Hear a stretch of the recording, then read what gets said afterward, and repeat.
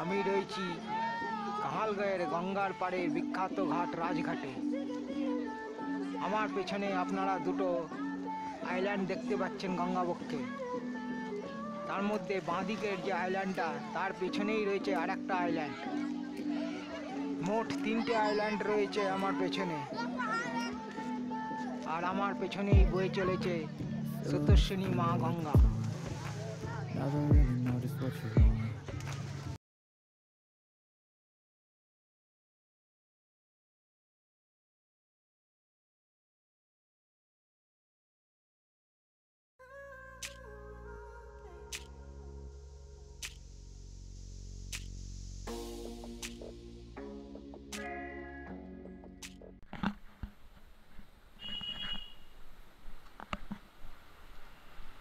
আপনাদের আগের ভিডিওতে বলেছিলাম হোটেলে গিয়ে সামান্য রেস্ট নিয়ে তারপরে বেরোবো, কিন্তু মন মানল না। হোটেলে কোনো রকমে ব্যাগ রেখেই বেরিয়ে এলাম কাহালগাঁয়ের বিখ্যাত জায়গা গঙ্গার পাড়ে রাজঘাটে যাওয়ার জন্যে। এখন আমি যাচ্ছি হেঁটে হেঁটে গঙ্গার পাড়ের বিখ্যাত জায়গা কাহালগাঁয়ের রাজঘাটে। আপনারাও চলুন আমার সঙ্গে। নমস্কার বন্ধুরা, আমি নেচার ট্রাভেল এক্সপিরিয়েন্সের সঞ্জয় বলছি। আমি এই সময় রয়েছি কাহালগাঁয়ের বিখ্যাত গঙ্গার ঘাট রাজঘাটে। আমার ঠিক পেছনেই আপনারা দুটো আইল্যান্ড দেখতে পাচ্ছেন। ডান দিকের আইল্যান্ডেতে রয়েছে বাঙালি বাবা আশ্রম, আর বাঁ দিকের আইল্যান্ডটাতে রয়েছে রাজস্থানী বাবা আশ্রম বা শান্তি বাবা আশ্রম। ঠিক রাজস্থানী বা শান্তি বাবা আশ্রমের পেছনেই রয়েছে আরেকটি আইল্যান্ড, সেটি হলো পাঞ্জাবি বাবা আশ্রম।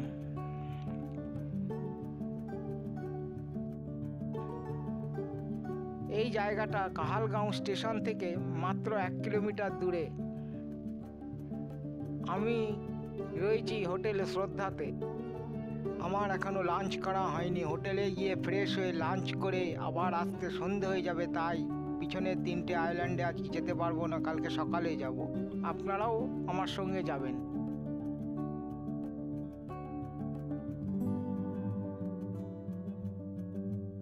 এই সময় রাজঘাট একদম ফাঁকা, সন্ধ্যের সময় ভিড় হবে। আর আমার পেছনে যে হলুদ রঙের একটা মন্দিরের চূড়া দেখতে পাচ্ছেন, ওটা হলো 108 জাগেশ্বর মহাদেব মন্দির। সন্ধেবেলায় আপনাদেরকে সাথে নিয়ে দেখব মন্দিরটা। আপনারা দেখছেন হোটেল শ্রদ্ধা, 3তলা হোটেল। হোটেলের পজিশনটা খুবই ভালো, মাত্র কাহালগাঁও স্টেশন থেকে 300 থেকে 400 মিটার দূরে। এটা হোটেলের সামনেটা, হোটেলের ভেতরে ঢোকার রাস্তা। বাংলাতেও লেখা আছে হোটেল শ্রদ্ধা।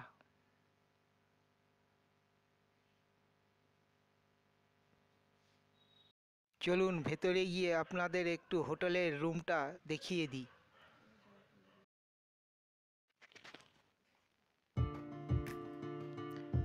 এটা হলো রুমে ঢোকার দরজা।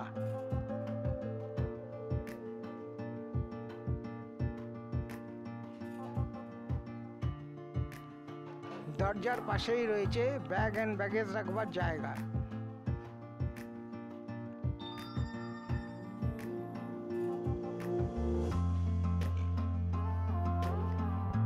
নিচেই রয়েছে জুতো চপ্পল রাখবার জায়গা। টয়লেটের পাশেই রয়েছে একটা বড় আয়না। আছে একটা বড় টেবিল, টেবিলের উপর একটা ট্রে আছে, তার মধ্যে দিয়েছে দুটো গ্লাস জল খাওয়ার জন্য। উপরে রয়েছে এসি। আমি নন এসি বুক করেছি, কিন্তু আমাকে এসি রুম দিয়েছে, আমি এসি ইউজ করব না। রয়েছে একটা বড় জানালা, আছে ডাবল বেড। জামা প্যান্ট ঝোলানোর জন্য একটা ব্র্যাকেট রয়েছে। তার পাশে রয়েছে একটা টেলিফোন ইন্টারনাল ইউজের জন্য।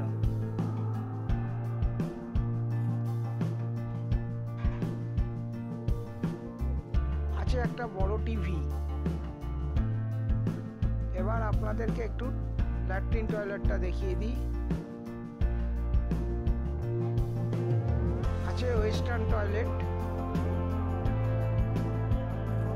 আছে। গরম জলের জন্য একটা কল আর ঠান্ডা জলের জন্য একটা কল।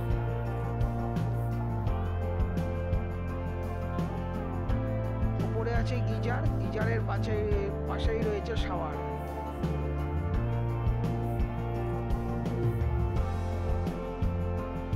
আছে বেসিন, বেসিনের উপরেও একটা আয়না দেওয়া হয়েছে।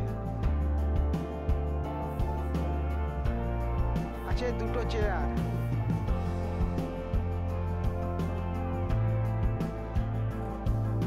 এবার একটু বাইরের করিডোরটা আপনাদের দেখিয়ে দিই।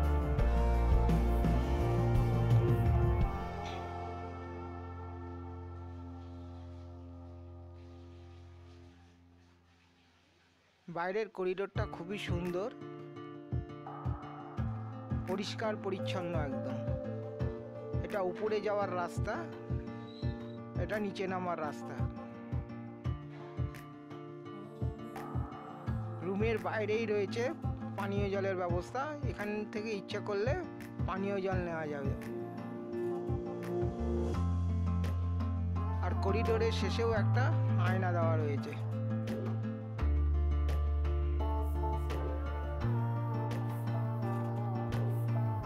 আমার ভাড়া পড়েছে নন এসি রুম 600 টাকা পার ডে। আপনারা হোটেলে আগে থেকে কন্ট্যাক্ট করে রুম বুক করে রাখতে পারেন। হোটেলের কন্ট্যাক্ট নম্বর ডেসক্রিপশন বক্সে দেওয়া আছে। আপনারা যদি সিউড়ি টু কাহালগাঁওয়ের ট্রেন জার্নি ব্লগটা মিস করে থাকেন তাহলে উপরের আই বাটনে ক্লিক করে দেখে নিতে পারেন। আপনাদের কীরকম লাগলো করিডোরটা হোটেলে আপনারা কমেন্টসে লিখে জানাবেন।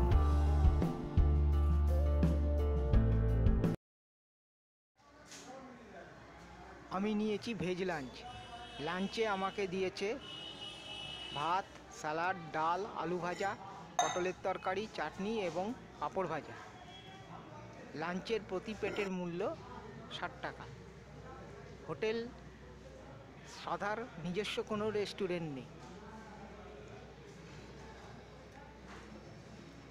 হোটেল থেকে বেরোলেই অপোজিটে রাস্তার পাশে ব্রেকফাস্ট, লাঞ্চ এবং ডিনারের জন্য প্রচুর হোটেল আছে। খাবার খুবই টেস্টি।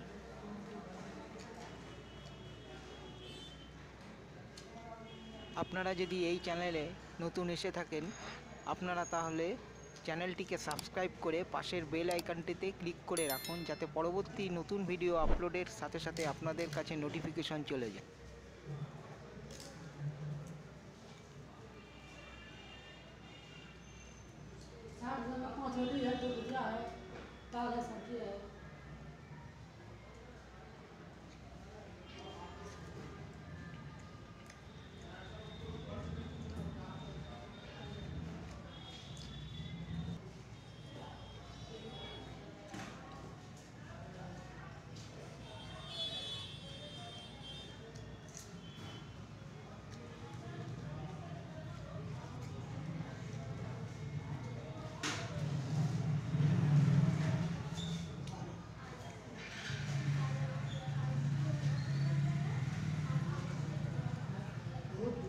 আপনারা যদি রাজমহল ভ্রমণের ব্লগ ভিডিওগুলো মিস করে থাকেন তাহলে উপরের আই বাটনে ক্লিক করে আপনারা রাজমহল ভ্রমণের ব্লগ ভিডিওগুলো দেখে নিতে পারেন।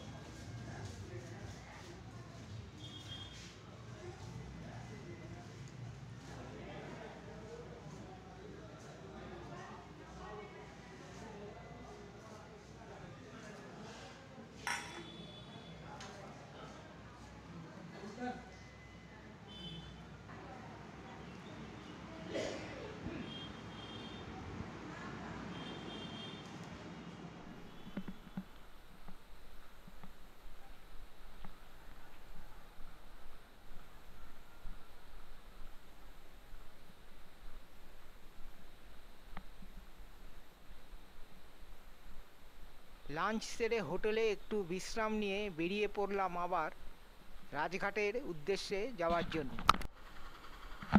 প্রথমেই যাব শ্রী শ্রী 108 বাবা জাগেশ্বরনাথ মহাদেব মন্দির।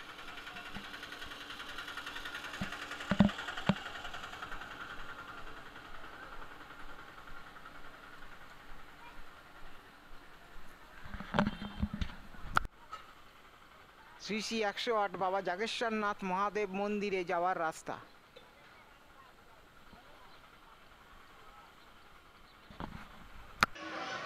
শ্রী শ্রী 108 বাবা জাগেশ্বরনাথ মন্দির, রাজঘাট, কাহালগাঁও।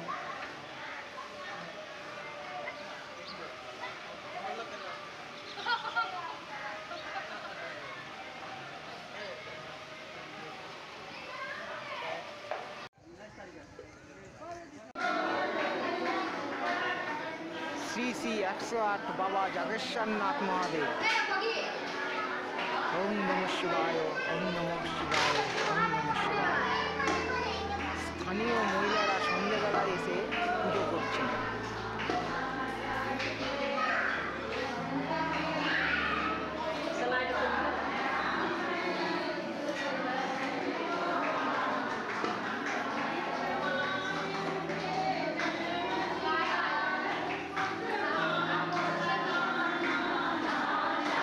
বাবা জাগেশ্বরনাথ মহাদেব দর্শন করে আবার যাবো রাজঘাটে। সন্ধ্যেবেলায় রাজঘাট দেখতে কেমন লাগে সেটা দেখার জন্য আপনারাও যাবেন আমার সঙ্গে। আপনারা যদি অন্ধ্রপ্রদেশের উপর ব্লগ ভিডিওগুলো মিস করে থাকেন তাহলে উপরের আই বাটনে ক্লিক করে আপনারা অন্ধ্রপ্রদেশের উপর ব্লগ ভিডিওগুলো দেখে নিতে পারেন।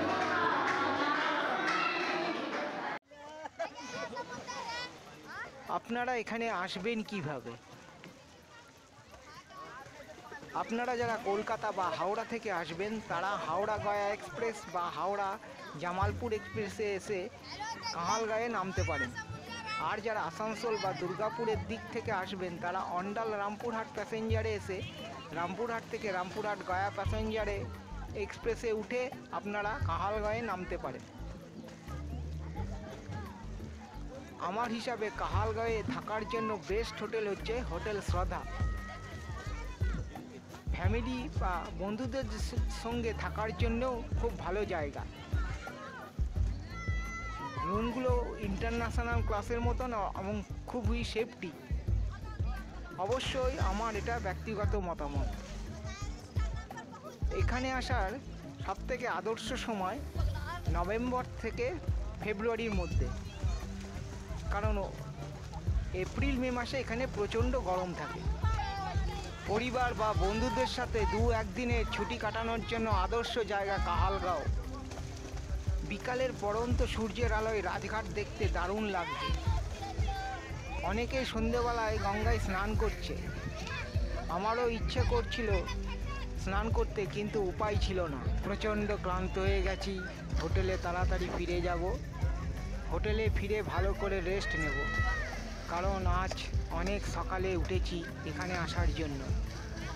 কাল সকালে তাড়াতাড়ি উঠতে হবে 3টে আইল্যান্ডে যাওয়ার জন্য। আপনারাও যাবেন তখন আমার সাথে। ততক্ষণ পর্যন্ত আপনাদের সবাইকে শুভরাত্রি।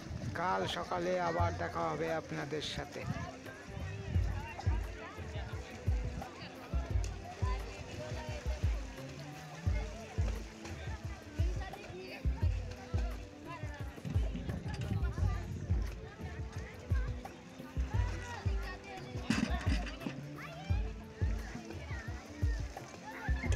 এতক্ষণ আমার সাথে থাকার জন্য আপনাদের সবাইকে অনেক ধন্যবাদ।